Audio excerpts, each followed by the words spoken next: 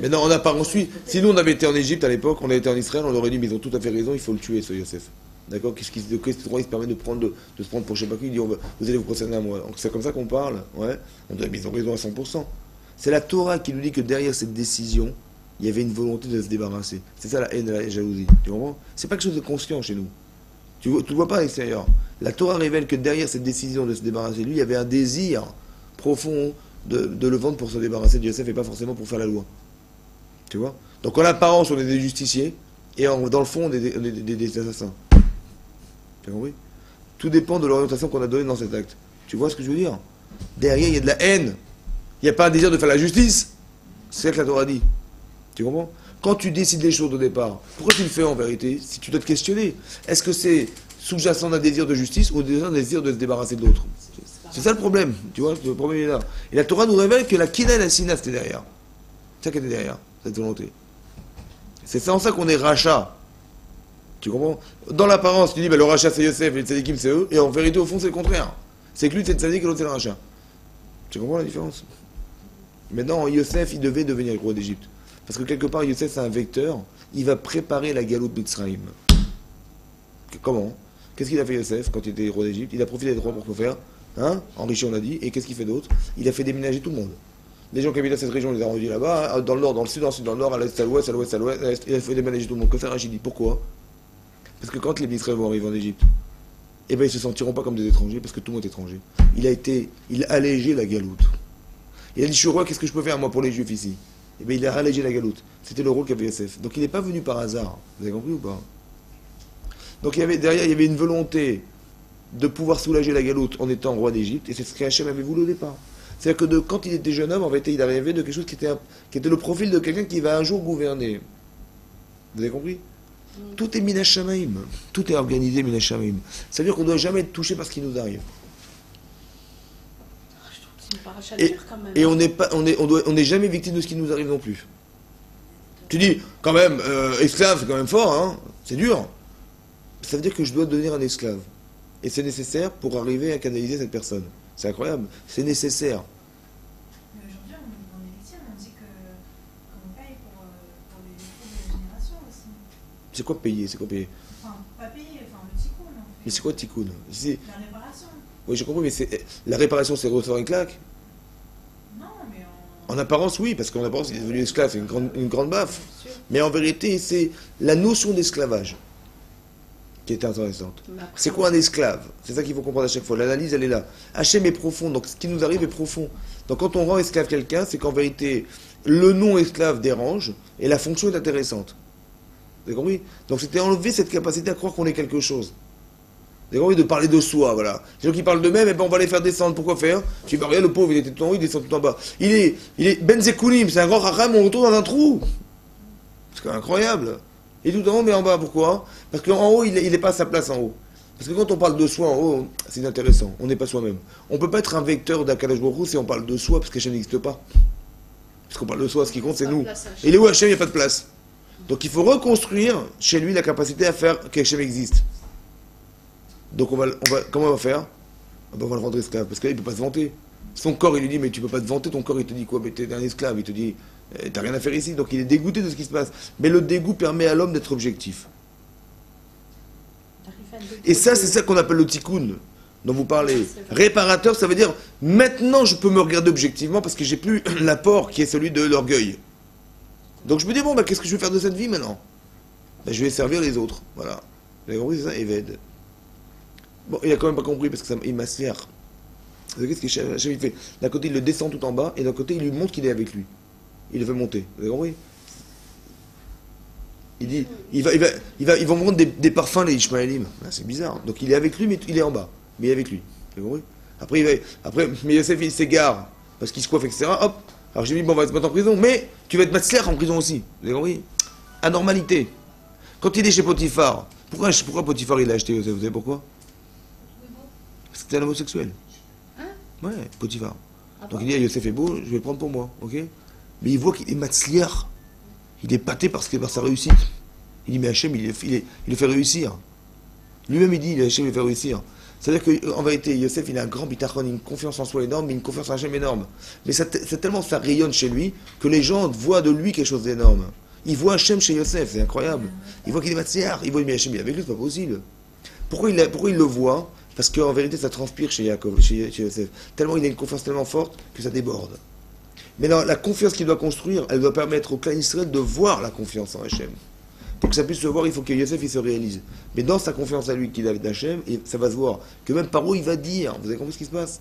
Un homme en vérité, s'il se cache de sa confiance en Hachem, il verra rien. Si un homme il est dans la mazée, il verra rien. Et on lui montre, il ne sera jamais un vecteur de réussite. Pourquoi? Parce qu'il n'y croit pas. Il manque de confiance. En Hachem. Par contre, si quelqu'un il a une confiance totale, non seulement il va le voir, mais il va le montrer aux autres. Le Mashiach, il va montrer aux autres qu'Hachem existe. Parce qu'il a une telle confiance en lui-même ça va déborder. Moshe Rabbeinu, il a une telle confiance en Hachem qu'il est capable de montrer aux autres que la mer va s'ouvrir. Vous avez compris ce qui se passe? Si quelqu'un n'y croit pas, il ne pourrait jamais faire. Mais si au fond c'est comme ça qu'il est, on va le pousser à le montrer. Donc on va l'envoyer dans des prisons, dans des machins, dans des trucs. Il va montrer une défaillance énorme dans sa manière d'être. Mais en vérité, dans sa confiance, au fond, il va réussir. Parce qu'il va, dans sa déchéance, il va réussir, Bémet. Mais comment il va sortir de prison? Par sa confiance en Hachem. Vous avez compris? Et la confiance va lui permettre de le construire, et après de montrer aux yeux du monde entier qu'il avait raison, parce qu'il a eu confiance en Hachem. Il va faire un kiddush Hachem. Vous avez compris la différence? Et si le type il est rachat, il ne montrera pas de kiddush Hachem. Il ne montrera rien. Il va rester dans son trou. Donc ça veut dire que Yosef, il va pouvoir, par sa confiance, il va construire un homme qui s'appelle Yosef, et qui va montrer au monde entier que quand on réussit dans la vie, Hachem il est avec nous. Et quand on a confiance en lui, Hachem il est avec nous aussi. Voilà. Par contre, Esav, c'est le contraire. Ah, écoutez bien. On a expliqué la fois dernière, on a dit que lorsque Yitzhak, il a donné la bracha à ce qu'il pensait être un Esav, qui était finalement Yaakov Avinu, oui, qu'est-ce qu'il a dit? Il a dit Gamba prier. Il dit qu'il soit béni cet homme. On a dit qu'est-ce qu'il a compris Yaakov à ce moment, et qu'est-ce qu'a compris Yitzhak à ce moment-là? Alors qu'il est trompé par son propre enfant. Il doit partager avec quelqu'un une bracha qui est extraordinaire, qui est la bracha du monde entier. Kol mishperot adama ata ubezarecha. Donc la bracha du monde, elle repose sur un homme qui s'appelle Yitzhak. Et Yitzhak, cette bracha, il doit la transmettre à un homme qui s'appelle Esav. Finalement, quelqu'un lui a falsifié, il a pris la bracha, et on ne sait pas qui c'est celui-là. Parce qu'il est aveugle, il ne sait pas qui l'a pris. Et il comprend finalement que quoi? Que lorsque Esav est arrivé, il dit, mais qu'est-ce qu'il a pris cette bracha? Et il comprend que c'est Yaakov. Mais non, attention, émotionnellement, c'est insupportable. Parce que l'enfant qui étudie la Torah, c'est lui qui lui vole la bracha. Vous avez compris les contraires?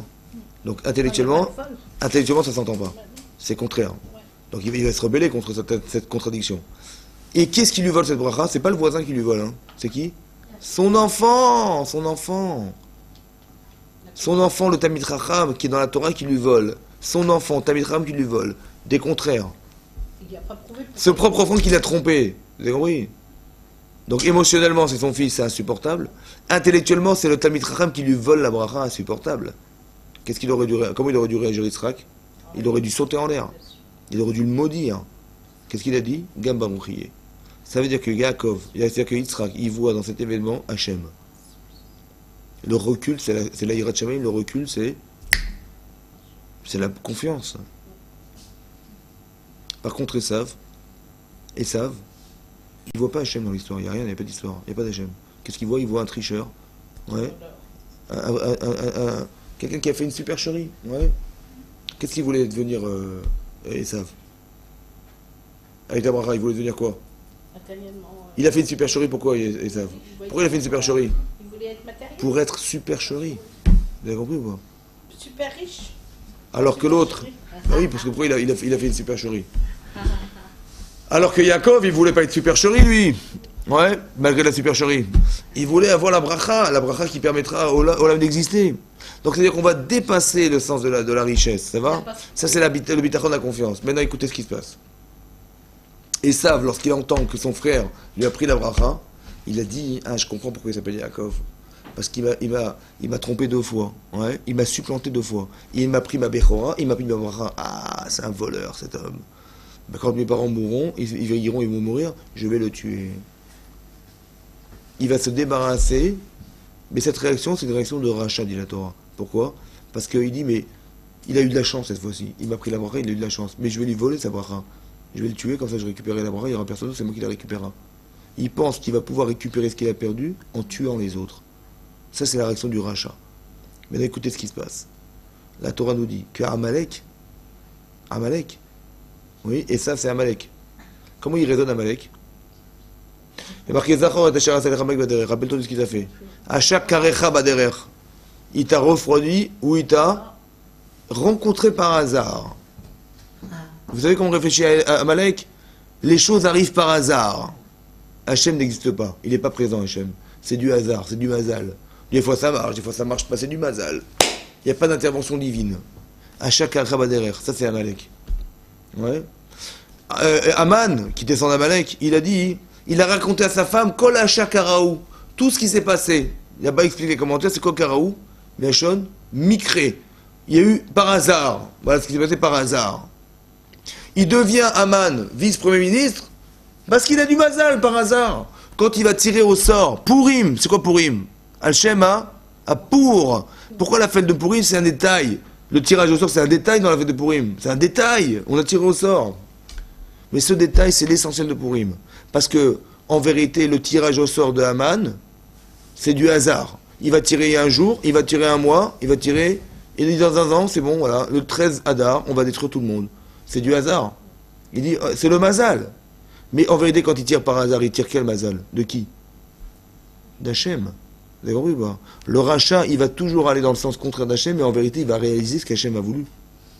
En allant dans le sens contraire. Et quand il tire par hasard, il ne se rend pas compte que le mazal, c'est Akadosh Baruch Hu.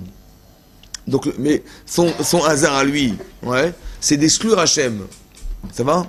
Il pense que Amalek, il pense qu'on a eu de la chance de sortir d'Égypte. C'est incroyable.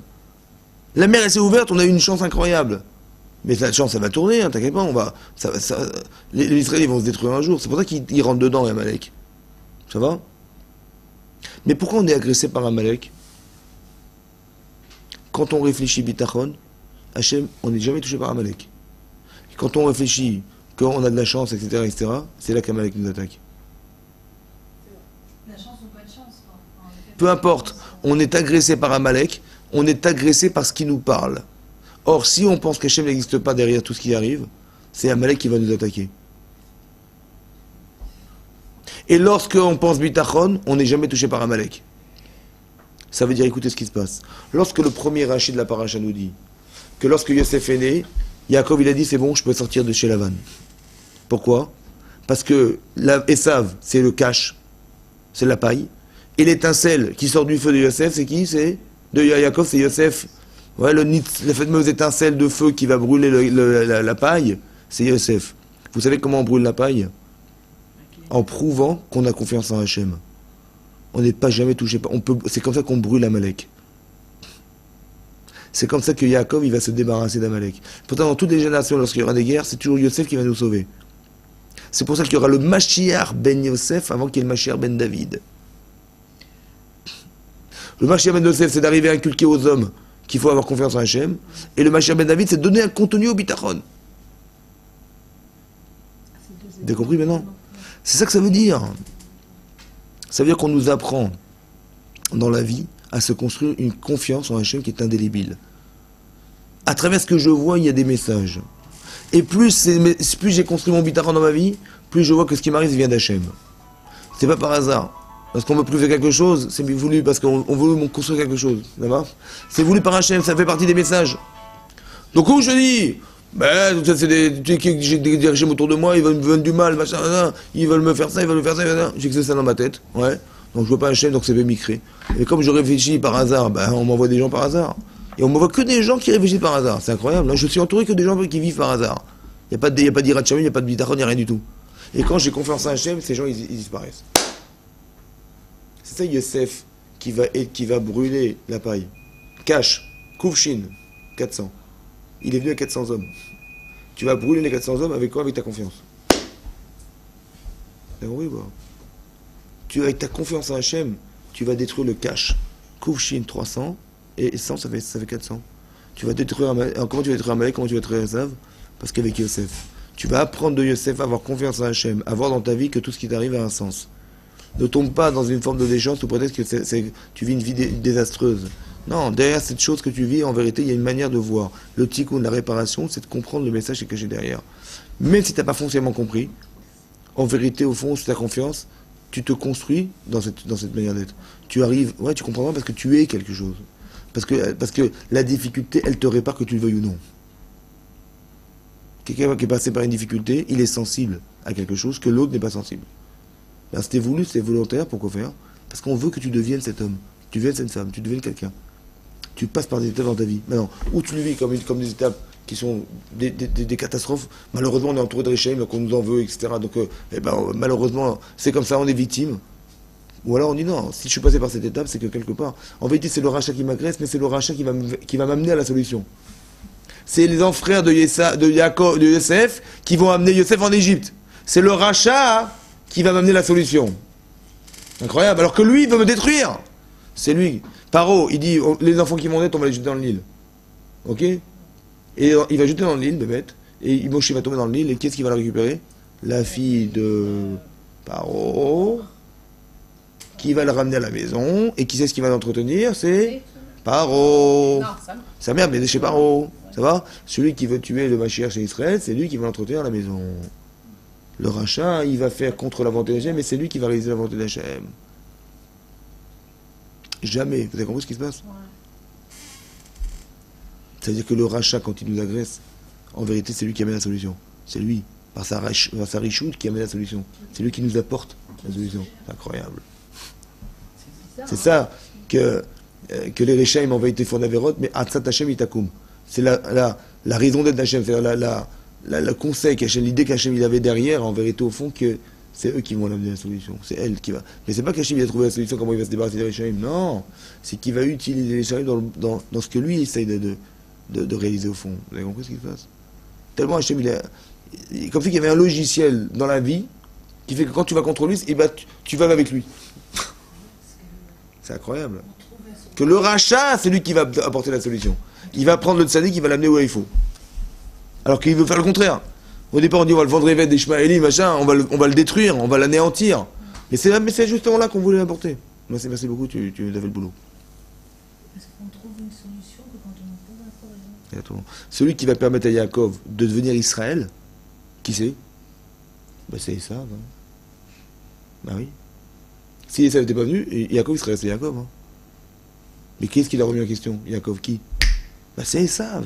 Cette remise en question permet à Yaakov de se battre contre cet Esav qui est en lui et de lui permettre de devenir un autre homme qu'on espérait qu'il devienne, c'est-à-dire Israël.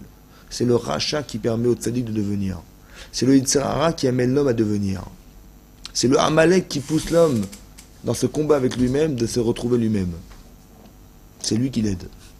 C'est pour ça que le sar de Esav, il va le bénir. C'est lui qui va le bénir. Vous avez compris? C'est incroyable. C'est le Yetzer Hara qui va bénir Yaakov Avinu. Mais oui, parce que c'est pour ça qu'il est là. Il est venu pour l'amener à être béni. Quand même une compréhension, quand même. Il faut réfléchir. Vous avez compris, hein? Voilà. Il faut mûrir. Mais c'est ça le pshat. Vous avez compris ce qui se passe? C'est ça que les Rashi nous dit, que c'est Yosef qui va permettre à Yaakov de détruire Esav. Parce que la confiance qu'il a, c'est ça le moteur. C'est-à-dire qu'il ne faut jamais tomber dans l'apparence. C'est ça qui est dur en vérité dans la vie. C'est qu'on est humain. Donc on est attaché à l'image. Bien sûr. Et l'image, en vérité, quand on la voit comme ça, Hachem il a fait exprès de mettre Yosef dans un trou pour qu'il tombe pas dans l'image. Il va, je te mets dans le trou, qu'est-ce que tu dis alors? C'est peut-être ça l'idée de la Shoah et tout ça. Tu dis, mais il est où le silence de Dieu? C'est une folie. Mais quelque part, cette chose-là, elle va permettre à des gens de mourir b'mtsirut nefesh dans des fourras crématoires. Tu dis, mais c'est la chose la plus horrible du monde. Mais d'un côté, c'est le plus grand kiddush Hachem du monde. Qu'un homme, pour ses idées, pour sa Torah, etc., il est prêt à mourir.